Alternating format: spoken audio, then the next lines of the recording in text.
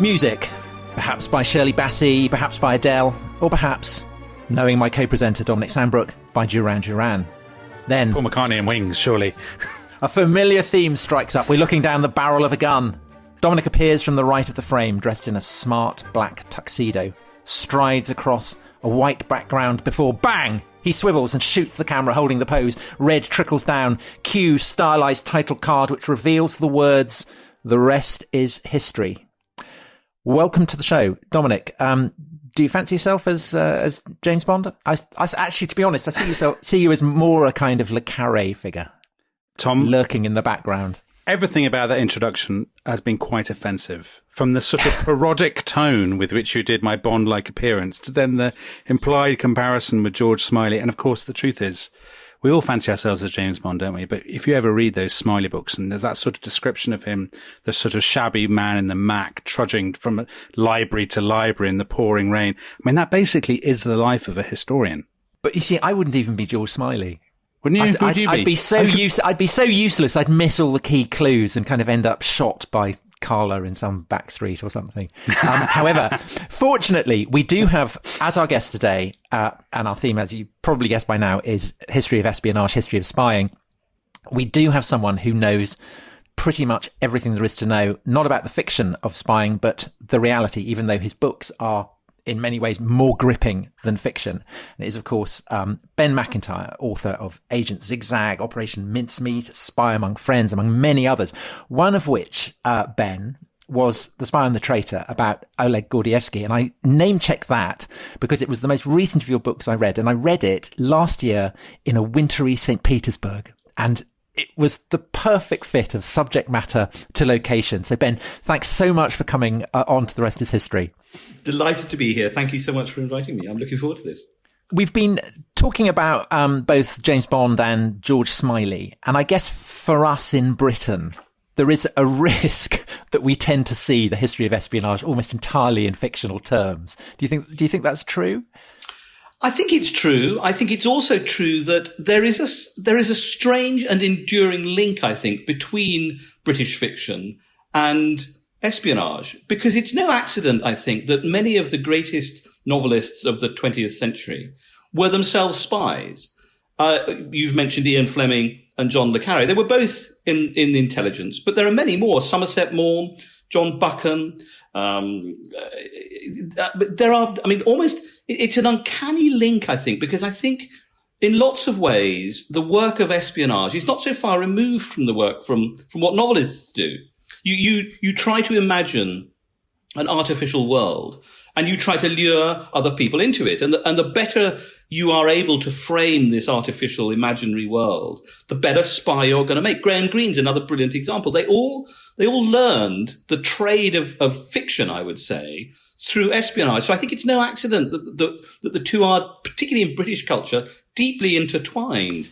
In fact, funny enough, I thought it was rather telling in a way that when Stella Rimington stepped down as head of MI5, the first thing she did was to start writing novels. I mean, well, but you know, it was Luke Jennings. Am I allowed to say that? Who wrote it? Who then went on to write Villanelle? I hope I'm not betraying too many secrets there. You've shattered the illusion.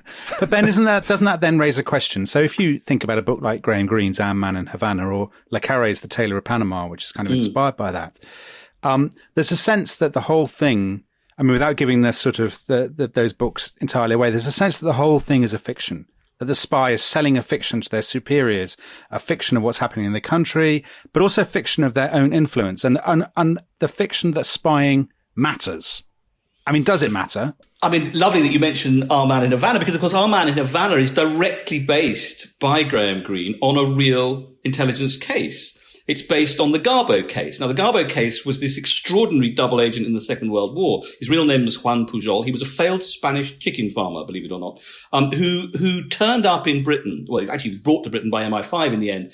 And he invented an entire sort of army of sub-agents. He ended up with 23 people, each of whom had a different backstory and wives and so on, all of whom were completely invented. And they were used to feed back very, very important disinformation to the Germans on the eve of D-Day. Now, Graham Greene knew about this story And so he absorbed this, what seems like and Garbo himself was a failed novelist. I mean, that's what he really wanted to do. So he created this fictional world, which then had a direct impact on reality and then became fiction again afterwards. So the makey-uppy stuff that he was doing during the war changed history and then became fiction again. I mean, another great example is the Operation Mincemeat story, again, which I've written about, which wonderfully sort of started as a sort of mad idea in the mind of a group of intelligence officers who were all frustrated novelists or poets. I mean, it's what they did was to create an entirely false identity for this dead man, who then was shipped onto the coast of Spain and had a dramatic and very important effect on the invasion of Sicily, because it helped to convince the Germans the attack was actually coming in Greece. Now that was revealed as a novel by Duff Cooper after the war, because he wasn't allowed to publish it as reality. And then once it had become a fiction, then one of the authors of the plot was allowed to turn it into a real book, which then became a film, The Man Who Never Was, which then became a non-fiction book in my case, and then is about to be a film again. So the weird interplay between the two continues. But to answer your question, most espionage doesn't make an enormous amount of difference. That seems a strange thing to say from someone who has written now, I think, something like 12 books on espionage.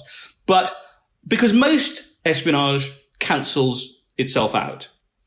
We know what they know, that we know that they know that we know. And where you are on that kind of strange continuum is kind of where you're winning or losing in the spy game. Macmillan was always of the view that we should just get rid of all spies completely, or indeed just tell everybody everything, and then there would be no problem. But usually what espionage does, and espionage is itself a rather loaded word, but what the sort of spy game does is that it oils the wheels of traditional diplomacy.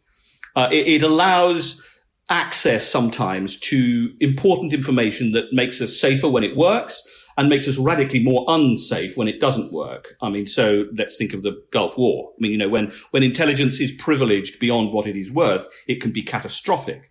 But very occasionally, it does have a strategic impact on the way states behave.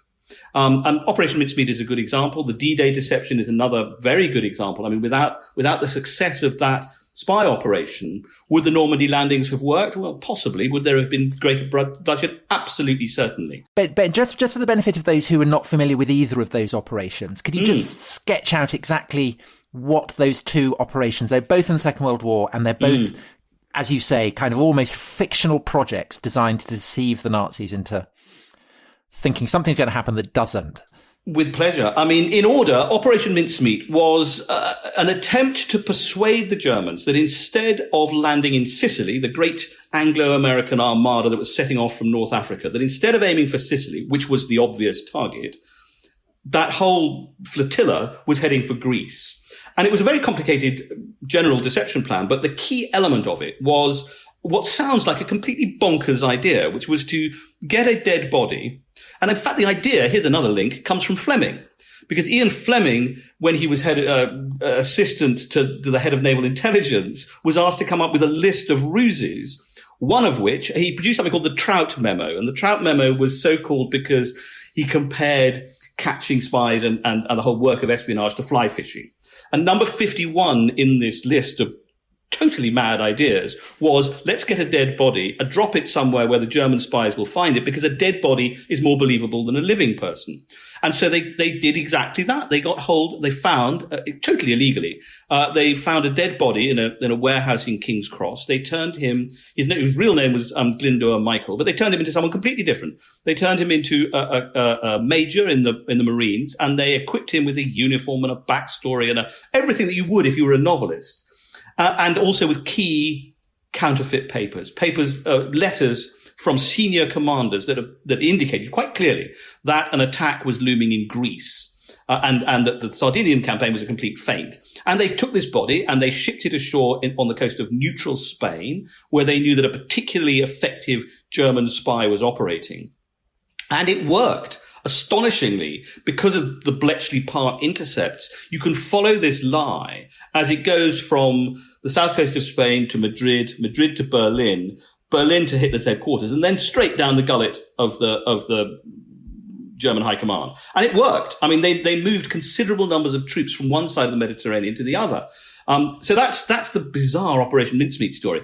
And the other one, perhaps even more significant, was the one surrounding the D-Day deception, which involved the use of double agents. They were the key elements in this. Now, these were people that the Germans had sent to Britain to spy against the British, who had been picked up by the British and either executed and then impersonated, or turned, or otherwise used to feed information back. And the bizarre thing about that was, again, because of Bletchley Park, the British were able to intercept not just some of the German spies that were coming to Britain, but all of them. Every single one, bar one. There's one remaining mystery. There was one particular Dutch agent who parachuted into Britain, who went by the unimprovable name of Engelbertus Fucken. And Engelbertus Fucken has never That wasn't been... his code name. Not his code No, name. that was his real name.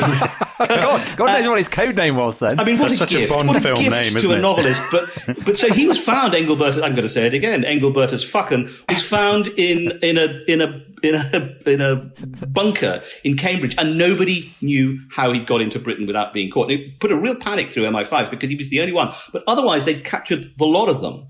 And they used them, and Garbo was an example that we talked about at the top of the cast.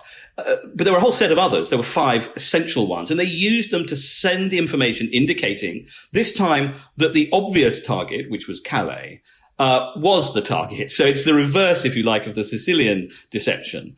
And again, what it did was it buttoned up large numbers of German troops in Calais, waiting for an invasion that never happened. Now, it's almost impossible to quantify what impact that would have had. So you're because what if history has never really worked. But, it is perfectly reasonable, I think, because you can see the troop deployments that it's one of the very few occasions when intelligence goes straight into strategic thinking, that it actually materially affects and changes the way people behave. I mean, you mentioned Gordievsky as well, Tom. I mean, that's another one of the rare ones that really did actually materially impact Western policy towards the Soviet Union. So you mentioned Gordievsky, and your 2 examples are kind of Second World War examples. Now, but the conflict that most people think about with spying is the Cold War. I mean, the Cold War is in many ways defined by spying. Bond, Le Carré, the sort of spy who came in from the cold. And do you think spying mattered in the Cold War as much as it mattered in World War II? If you're measuring mattered by actually having an impact on the way states behave, I think not really, because of course the Cold War was cold. I mean, it never actually led to well, it did in certain areas, but it never led to direct conflict. So while it was hugely extensive, far more extensive, the espionage of the Cold War era than anything that was going on in the Second World War. And there's something delightfully amateurish really about the way it was done in the Second World War. It became much more professionalized. It became much better funded.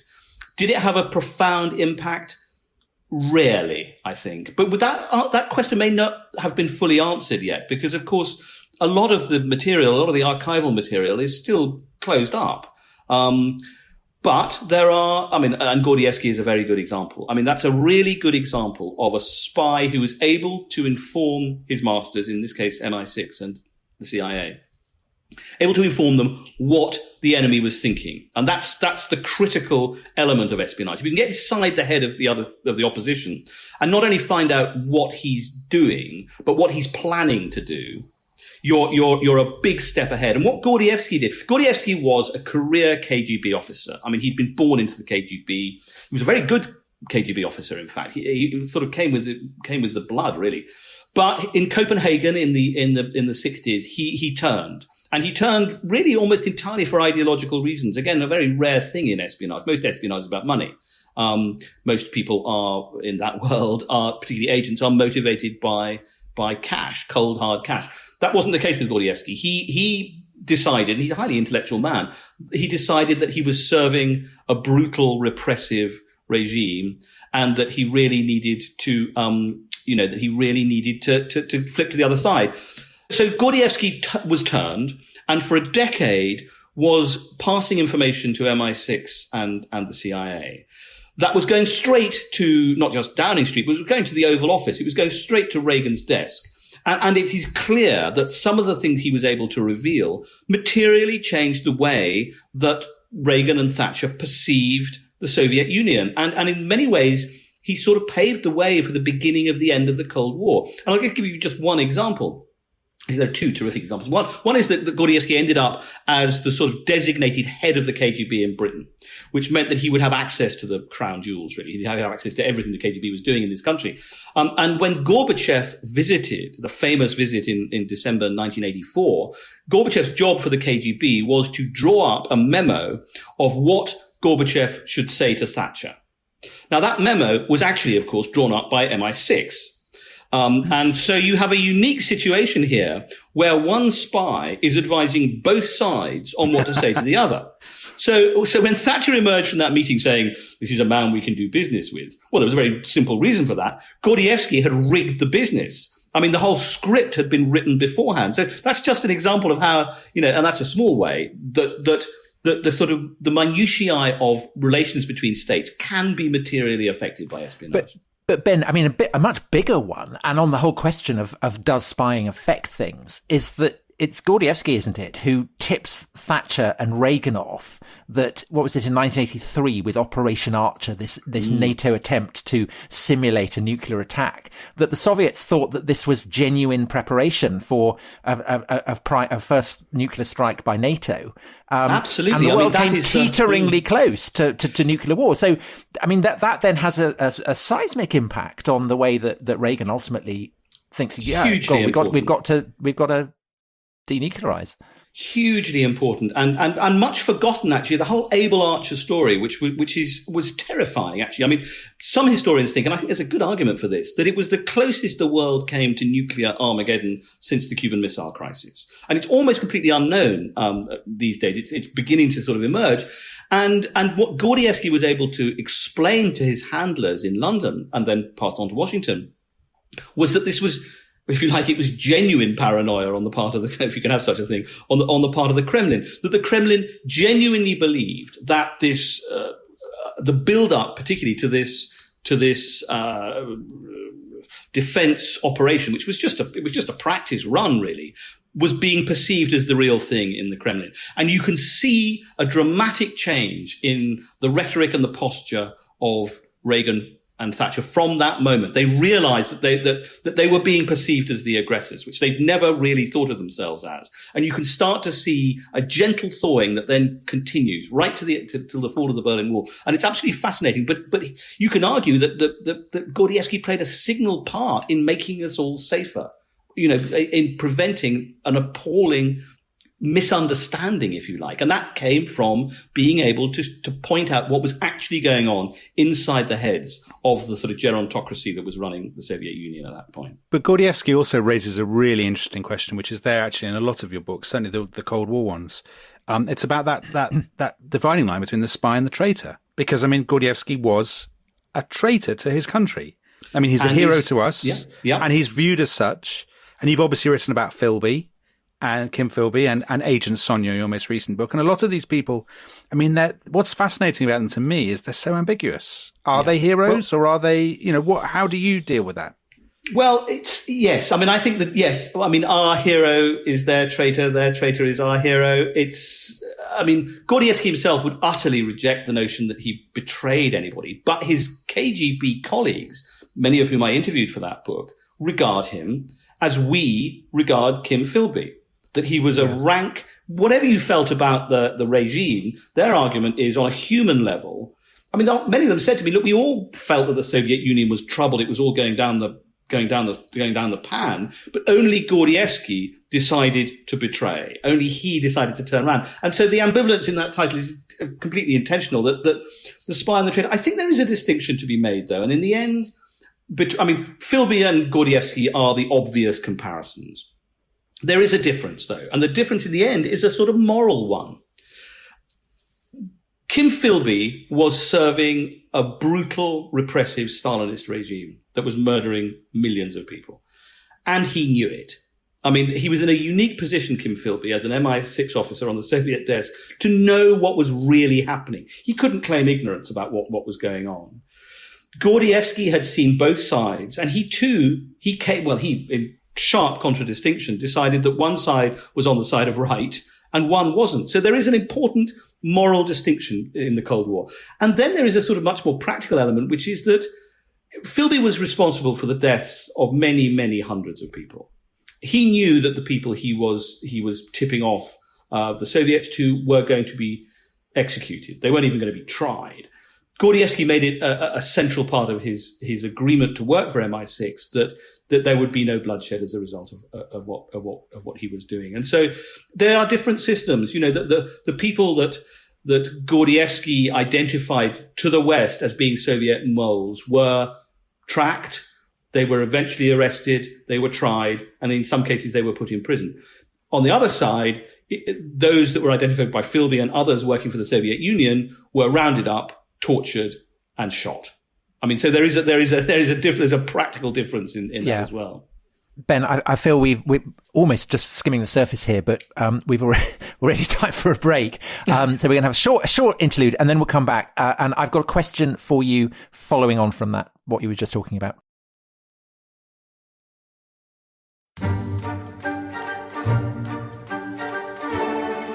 Hello, welcome back to The Rest is History. We are with Ben MacIntyre. We're talking about the history of espionage. And Ben, before the break, you were talking about the ideological dimension of spying. And I wonder, does that add something extra to the mix on top of national rivalries? Because I'm thinking the early modern period, the heyday of spying then was Francis Walsingham, Elizabeth I spy master. And that, of course, is the great rivalry between Catholics and Protestants. And what you get, I guess, with the communist revolution in Russia is the sense of a great titanic struggle between communism and the capitalist world. Does that kind of really soup up espionage in a way that perhaps it hadn't been before in the 19th and even in the First World War period?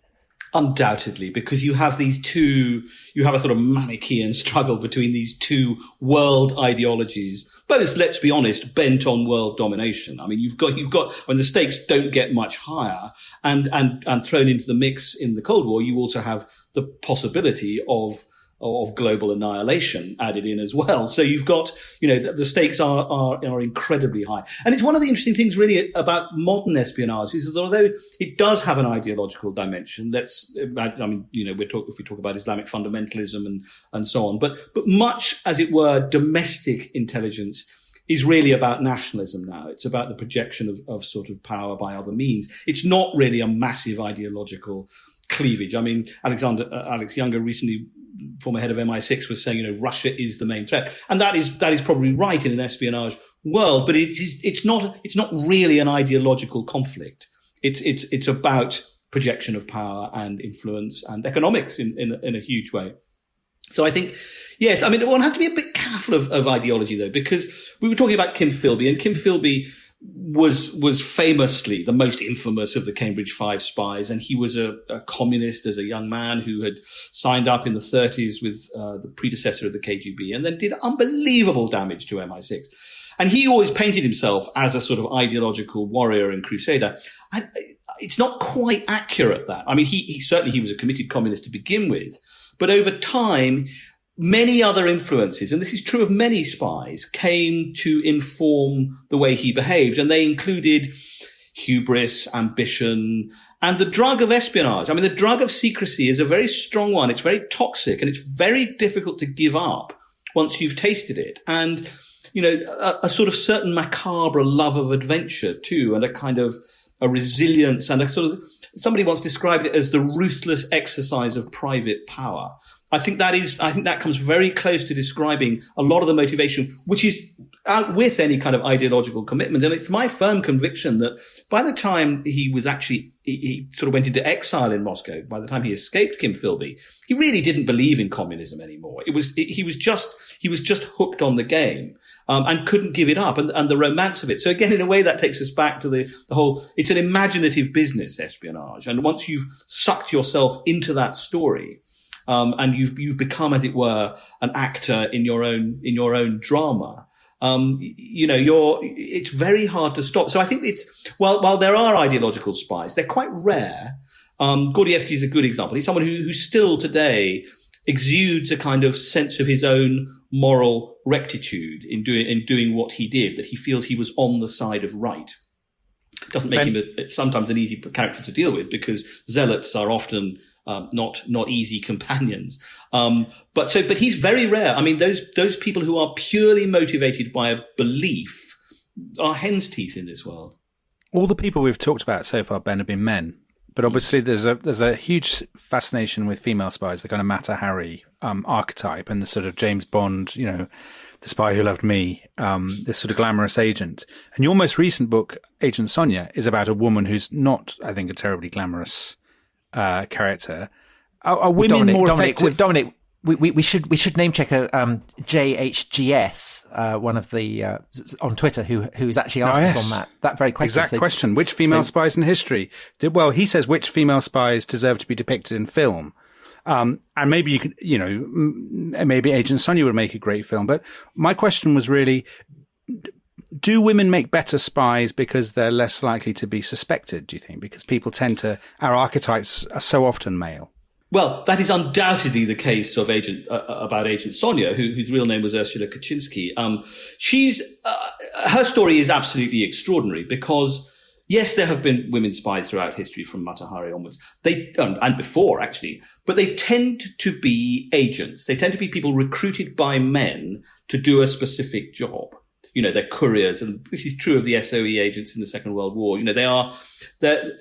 What makes Ursula Kaczynski, Agent Sonia, different is that she was a pro. She was a professional intelligence officer trained by the Red Army, and she regarded it as a career. She rose to become a colonel in the Red Army Intelligence Service, not an organization noted for its equal opportunities policies.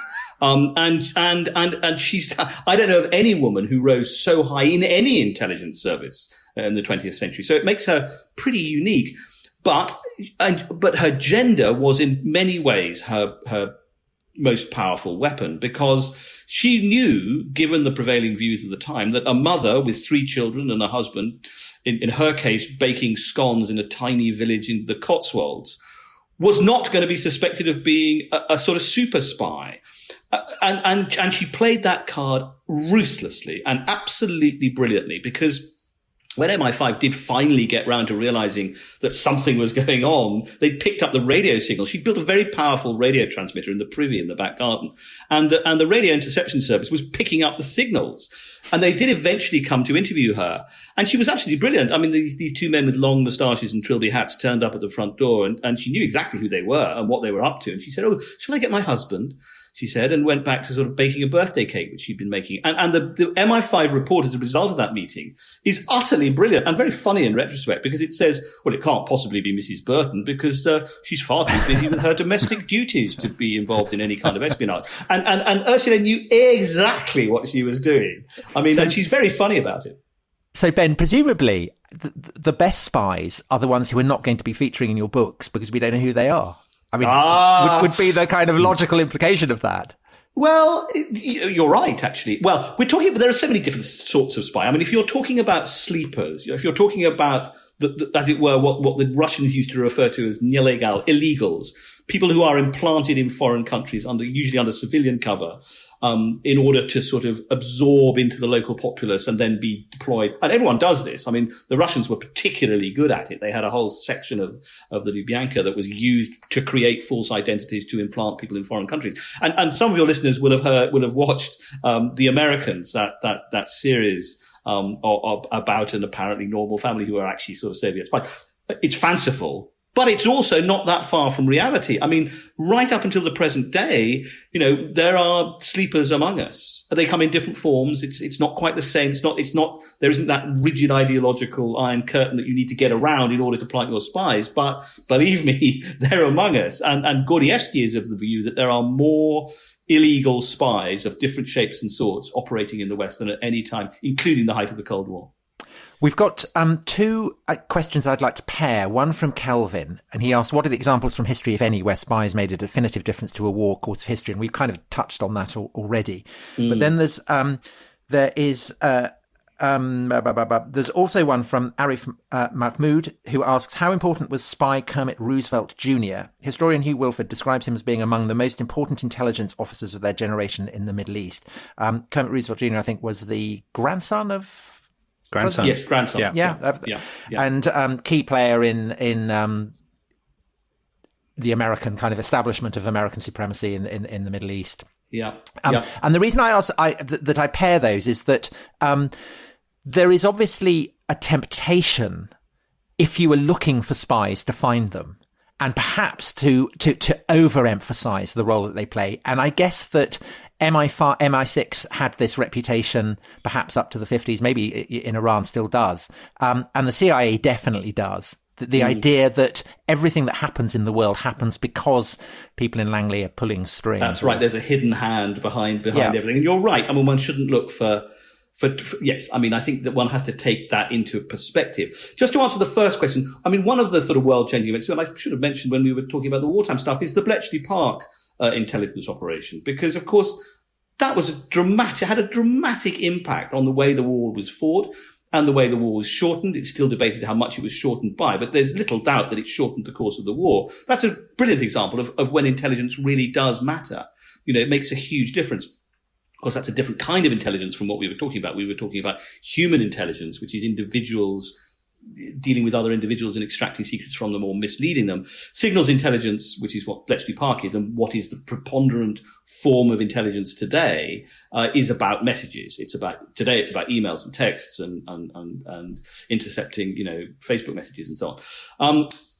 The Roosevelt story is very interesting. I mean, Kermit Roosevelt was very important. It's certainly particularly important in a pretty ugly, I think, sort of episode of history, which is the toppling of Prime Minister Mossadegh in Iran, the consequences of which we are still living with today.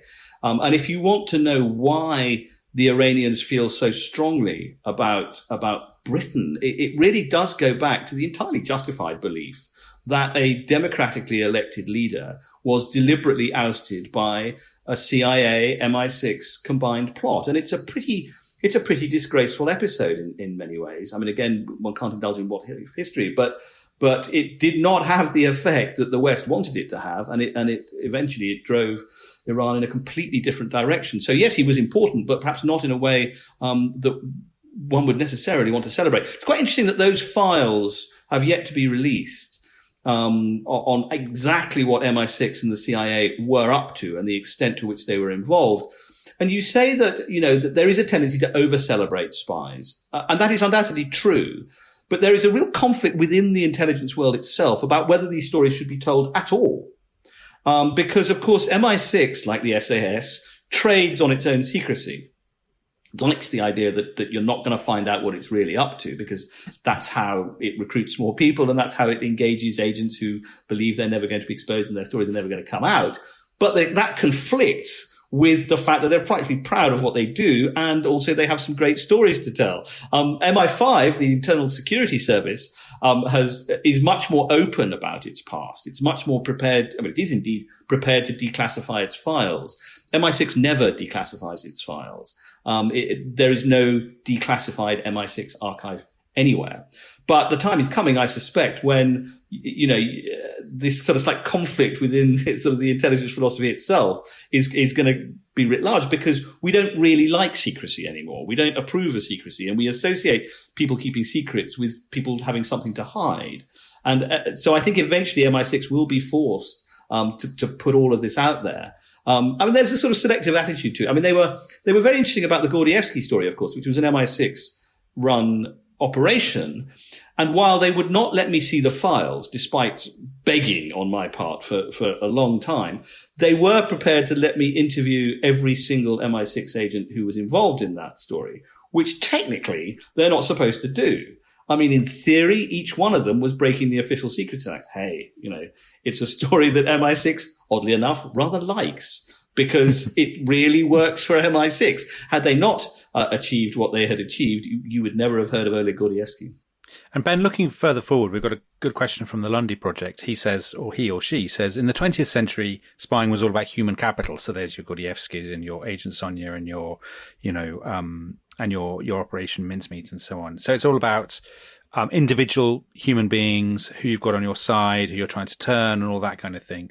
And the Lundy Project says, basically, is that dead with cyber warfare? Is espionage now basically rows of people sitting behind desks in open plan offices, kind of tapping away?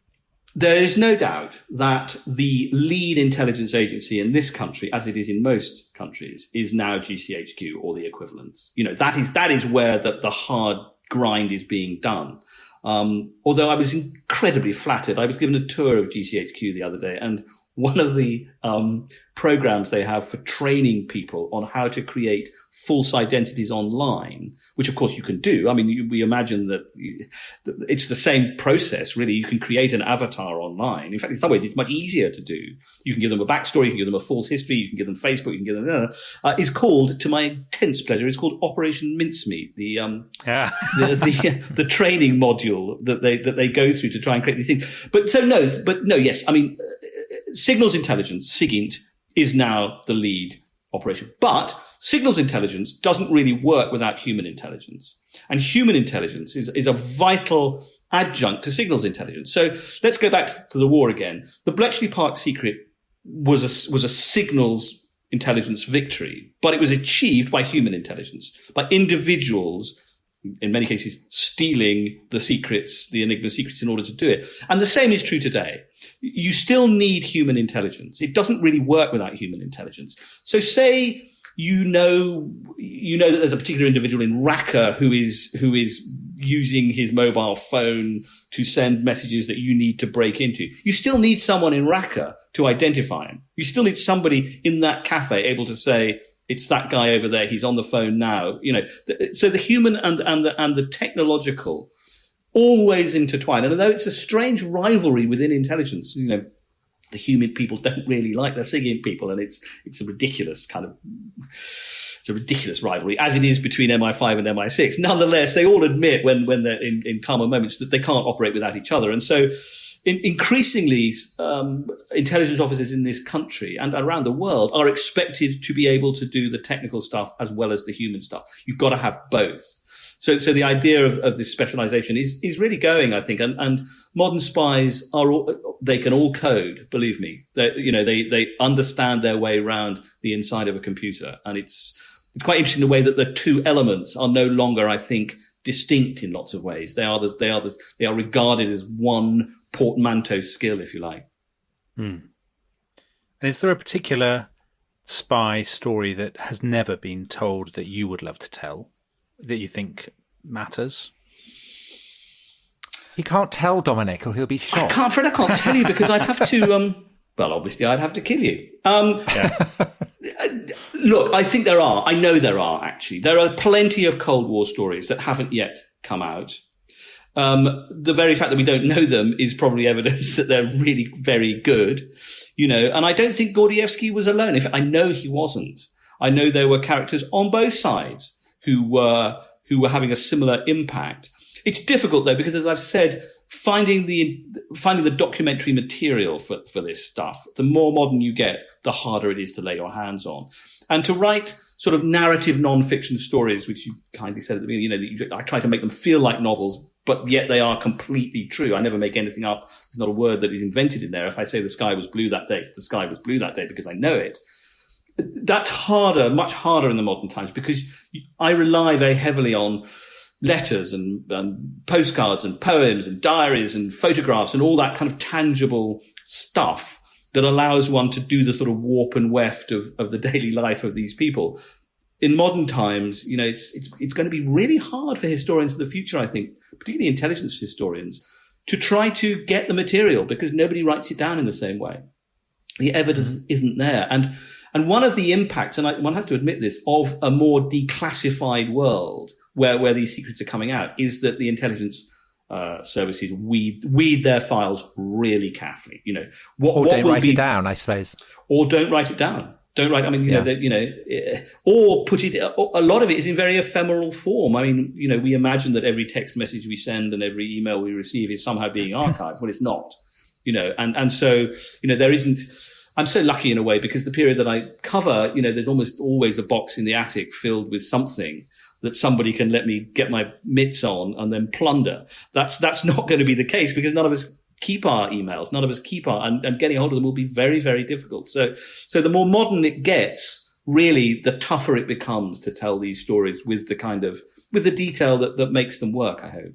I think that's probably a slightly, if you're a historian, a depressing note on which to end, but a perfect note on which to end. So if you're going to write the history of espionage, don't start now would probably. Well, or look further back, get cracking to the earlier stuff. No, look, I mean, It will be declassified, but it will require different skills, I think. I mean, it won't be quite the same flood of material that you get in the Second World War, which was a highly literate war. I mean, everybody wrote everything down. It's one of the wonderful things about it. But everyone said this with the telephone. Oh, no one's going to be impossible to do the history of the 1980s or the 90s. I mean, Dominic has proved that's complete nonsense because of the telephone, no one's ever going to write anything down. We still write it all down. There's still a record of sorts. It's just a different sword. My books would be twice as long if the telephone hadn't been invented. A terrifying thought. And I think the perfect note on which to thank Ben very much. We will be back. When will we be back? We'll be back on Thursday, won't we? No, we won't. We'll be back on Monday. Thanks ever so much for listening to us. See you then. Bye. Bye-bye.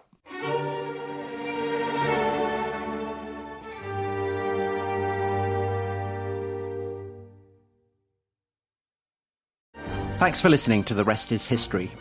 For bonus episodes, early access, ad-free listening, and access to our chat community, please sign up at restishistorypod.com. That's restishistorypod.com.